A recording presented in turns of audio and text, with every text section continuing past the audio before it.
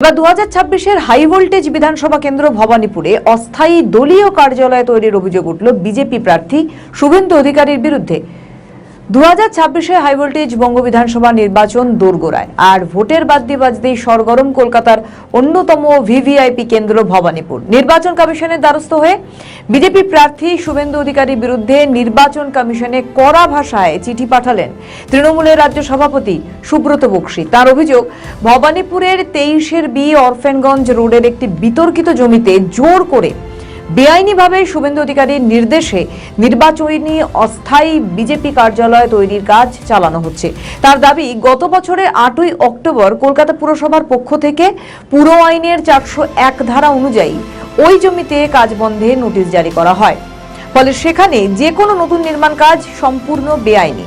ফলে নির্দেশ অমান্য করেই চলছে বিজেপির পার্টি অফিস তৈরির কাজ। ঘটনার জল গড়িয়েছে বহুদূর। অভিযোগ, স্থানীয় পুলিশ বেআইনি নির্মাণ থামাতে গেলে এলাকায় প্রবল উত্তেজনা তৈরি হয়।